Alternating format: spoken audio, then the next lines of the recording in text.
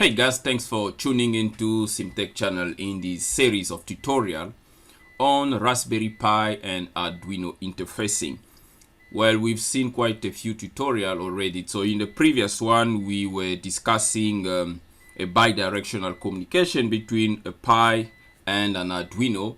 And in that, we did an application of a street light, basically where we can control the street light based on the light level or the ambient light level. Now this tutorial is going to be a quick one. So basically how to control an RGB LED with an Arduino. Now before we can move forward with that tutorial, as you can see, I still have an LED that is blinking here. So I just want to stop it by writing the skeleton code here so we can get rid of this blinking LED. Okay, so that is done. Now the LED is not blinking anymore. We just have CMTEQ RGB LED. So now, what is an RGB LED? Basically, as the name implies, it's RGB. So R is for red, G for green, and B blue. So which means you only have 3 colors, right, that are available.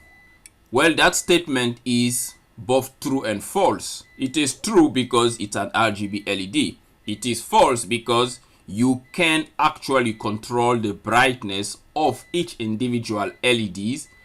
Hence, by doing so, you can mix the colors and you can come up with a different color. Well, as we all know, the color yellow is basically a combination of red and green. So we've got red and we've got green in the RGB. So by using analog, right, with the PWM, you can control the brightness, okay, of individual LEDs in this RGB package, and hence you can mix the colors and come up with a different color. One example will be yellow and all other different colors in the spectrum. So stay tuned until the end of this tutorial so that you can see how we can basically get that done. So I have here an RGB package. As you can see, this is an SMT package. Okay, so this is normally a surface mount, okay, that you can solder on a PCB, but I've already done some work here. I've soldered the wires onto it carefully without damaging it, and I've placed some resistors here. So this is just to limit the current so that we don't burn our RGB when we hooked it up to a 5-volt supply. Okay, so the red wire here is basically the common, and then the resistance are on each one of the individual RGB branch. So I'm going to connect the red wire to a 5-volt supply, and these individual red, green, and blue, I will then connect them to my Arduino, right? I will select the pins, but obviously they have to be PWM pin so that we can use the analog right to control the brightness of these RGB LEDs.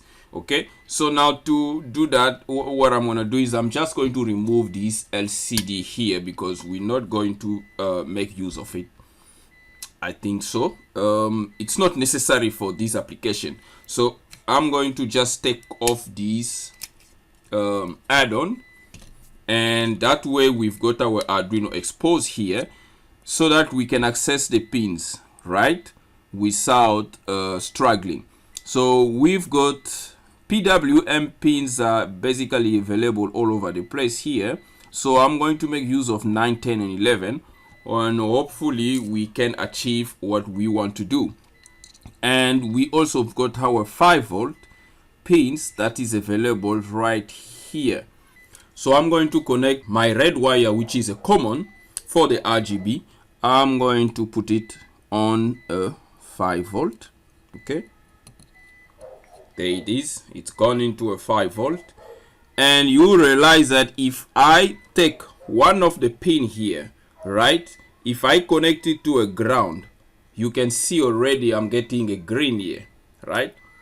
I'm getting a green already because I've connected it to a 5-volt. I'm getting a green.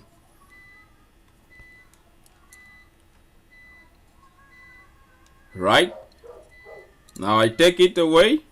Now let's connect the red so that we can test the red as well. Then we're getting a red, and let's connect the blue so that we can check that the blue is also working. Pin again, there we go, there we have a blue as well. Okay, so that is by connecting them directly into a ground. That way we're allowing current to flow and we're getting the light. Now it is important to note that apart from the fact that this is an SMD LEDs, right, RGB LEDs, and we also have true hole RGB LEDs, and the benefits of having this SMD is that you can configure them in different mode. As we all know, we have RGB LEDs, especially the true hole one. They usually come either in common cathode or common anode. Now the way I've wired these SMD RGB here, as you guys can see, the red wires is connected commonly to all the three LEDs inside, and I can individually connect each one of these other LEDs to the ground so that I can get a color. So when I plug this, as I've already demonstrated, to the ground pin, I'm getting a green, and the same with the other LEDs. So this is a common anode, right? Because we got the 5-volt connected to the positive of the LED. Now for what we want to achieve here, we need it to be configured in a common cathode mode so that we can have all the three LEDs grounded into a common ground. Then we can control via the PWM the intensity of each one of the LED by feeding a different voltage, right? And that's going to give us different colors of LEDs, as I've stated earlier. So that's the advantage of this particular SMD LED, which is a 50/50 RGB LED. So I'm going to just dismantle this connection here and change it so that I can have it to a common cathode mode. That way we can have all the cathode connected to the ground, and the anode can then go individually into each one of these PWM pins. Then we can use our analog right and control the intensity. That way we can control, manufacture or mix individual colors from these single package RGB LEDs. There we go. And we just have to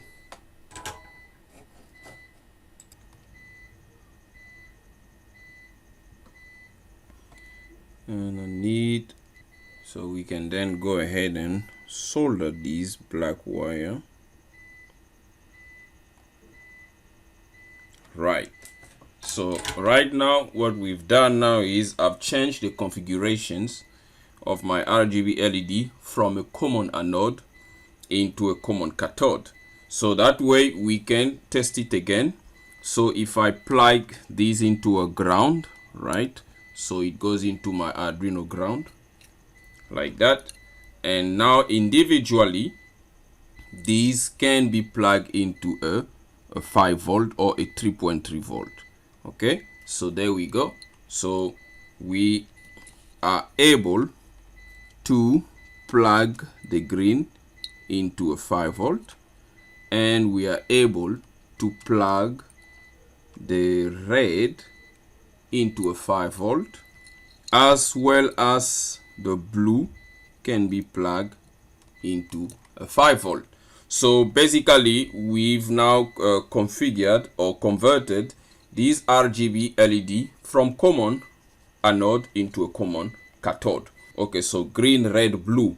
So now I can go ahead and plug them into my Arduino PWM pin. So I'm going to use pin 9, 10, and 11. So I'm going to place the green into pin 9, the red pin 10, and I'm going to put the blue to pin 11. Right, so now we can see that there is no LEDs that is coming on here, obviously because the pins that I've selected are currently in a low state. So there is no control. There is no analog right or PWM control that is going on here. So that is now what we're going to do by writing a code so that we can control the intensities of these RGB LEDs and that way we can mix match the colors. Right, so the next thing here to basically write some basic configuration for pin 9, 10 and 11 of our RGB. So I'll create some pound define here, and we're going to say the green, we know that green, red, blue, so the green is connected on pin 9. So we're going to say RGB underscore G pin is going to be pin 9.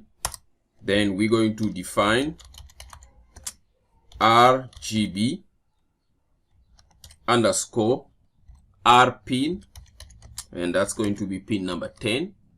Then we're going to define the last one, RGB underscore blue pin, right? And that's going to be pin 11. Right, so this is just some basics Arduino coding here, because we are using this pin to drive LEDs right into the RGB packet, so we have to define them as output. So we have to call the pin mode function, right? So pin mode. So we have to call the pin mode function, and we're going to say RGB underscore G pin, and we're going to declare this pin as an output, right? Okay, so from here we can basically just go ahead and copy paste this line of code, right? And then obviously you have to change it to the red pin and to the blue pin. Okay, right, so now all the pins are being configured as output. We do not need this delay here. Now into the main loop here, we've got this count function here. I'm going to change this function. I'm basically going to just create some two dummy function. Why two? Because the pins that we are using on the Arduino are compatible for digital and analog write as well. So what I'm going to do, I'm going to first just make a quick test here for digital write. So let's basically just go ahead and comment this out. Okay, so I'm going to create a function and call it digital control. Okay, and another function will be called analog control. Right, now what I'm going to do in this digital control will be very simple. We basically just going to call digital write. Okay, digital write, and in the digital write we're just going to pass the pin that we want to write either high and low. So this is some basic Arduino coding. So it say G pin. Okay, so what we're going to write for G pin, we're going to say low. Now let's go ahead and copy this. We can paste it there, and we can paste it. Then we can change this here to be high. Okay, and let's make these red, and let's make these blue. So we put this one also high. We can also have all of them high. That is going to definitely be up to us. Now let's give it a first test here. So I'm going to just go ahead and write it in. Hopefully there is no problem here. Okay, all right, there is a typo here. It's digital control, not digital control. Okay, let's go ahead and write it in again. These kind of things happen when you are coding. Okay, so now you can see I'm having a color that I cannot clearly define what kind of color is this, because right now in my RGB LEDs I'm having red is high, blue is high, green is low. So if I turn green high as well, let's see. Okay, now by turning high as well, this is the color that we are getting. So let's turn red to low. There we go. By turning red to low, we're getting also a different color. And if we turn blue low, obviously we only going to have green displaying onto our RGB, and that's what we get. Now that is if we are doing the control with the digital control. Now let's go ahead and write the second function here, which is going to be analog control. Okay, now in the analog control, so I'm going to now comment out the digital control function and enable the analog control function. Now in the analog control, we're obviously going to use analog write. Now the analog write use PWM to sweep through the voltage level that is going to be available on the pin, right? So I'm going to pass a particular value, but obviously you have to specify the pin. So RGB underscore red pin, okay? And then we're going to pass, let's say we pass value of 0 there, okay? Then we can go ahead and copy here as well. So we copy and paste. Then this is gonna be blue and this is green. Doesn't really matter. So we're going to make pass a value here. You can select any value you want. So 200, and let's pass a 180 here. Okay, now let's go ahead and write this into our Arduino and see what color we're going to get here. There we go. So we are getting some kind of a different color here, okay, that we cannot say for sure what color it is. Let me throw 100 in there on the red and see what we're going to get. Okay, there is change. Let me put a small value, put a 50 there, okay, on the blue.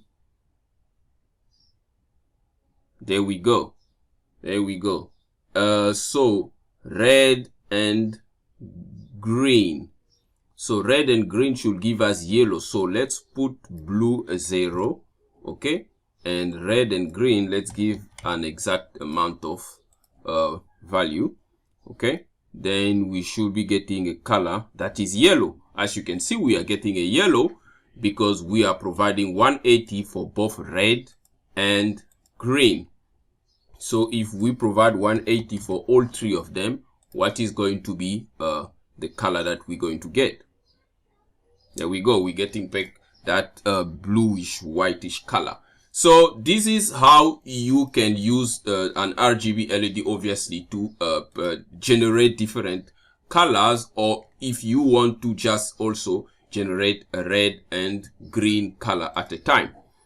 Okay guys, so this is it for this tutorial. If you find anything useful, please don't forget to subscribe to CMTEQ channel and give this tutorial a thumbs up. Now part 2 of this tutorial, I'm going to implement the bi-directional communication, where we're going to write some command from the Raspberry Pi to basically tell the Arduino what light to output on the RGB. If you want green, you send a green command. If you want red, so basically from the previous tutorial, if you've watched the previous tutorial, you can actually develop this application and also simulate some kind of a robot application where you have a red, green, and a amber color of your traffic signal. So you can write an application like that easily by interfacing Arduino and your Raspberry Pi. So if you can get going with that, let me know. Otherwise, stay tuned for part 2 of this tutorial. Until next time, cheers.